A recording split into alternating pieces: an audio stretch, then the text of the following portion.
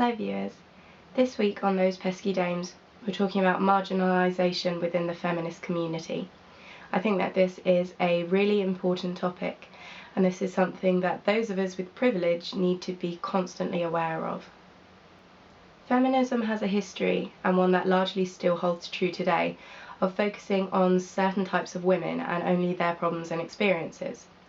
Feminism in the past has broadly centred on the experiences of white, cisgendered, middle-class, hetero women.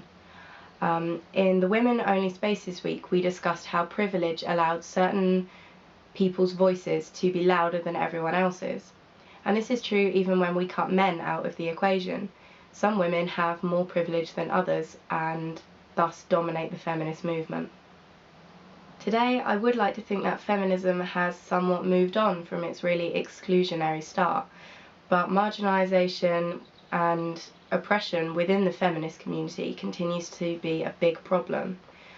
White women continue to talk over women of colour, cis feminists continue to ignore trans women or those who exist outside the gender binary, and talking over or ignoring people is the politest end of this scale. At worst, I've seen feminists exhibiting all the disgusting behaviour that we should be trying to stamp out, such as vile racist slurs, rape threats, and outright transphobia. Often those who voice discontent with the way the feminist community has treated them get jumped upon and attacked by privileged feminists. They're accused of dividing the movement, and I've seen things like white feminists telling women of colour to pipe down about racism. It's sexism we're meant to be fighting? We need to understand that all oppressions are interlinked. The way that I always think of it, and I hope that this makes sense to you, is imagine that you are viewing the world through a camera lens. And each different type of oppression means that you slot a different coloured filter in front of the lens. So a white, middle-class, heterosexual, cisgendered woman's view of the world gets seen through the filter of sexism. But then if she's a woman of colour, then you also need to add the filter for racism in front of that as well.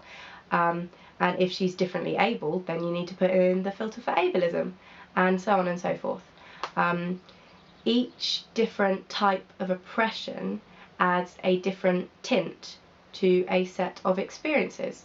So a woman of colour will experience sexism differently to a white woman because she's also got racism, which is kind of colouring and affecting the way that sexism takes place. As someone speaking with a considerable amount of privilege, I have a message for my fellow privileged feminists. Sometimes there is a time to speak, and sometimes there is a time to accept that voices like yours have dominated the feminist movement since it began, and now it's a good time for other people to be heard.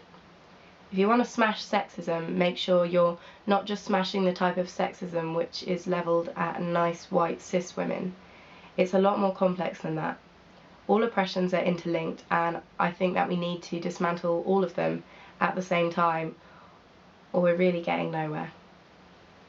Also, we'd just like to add onto the end of this that we now have a Tumblr up and running. I think Tumblr is the way primarily that a fair few of the Pesky Dames team sort of engage with feminism online.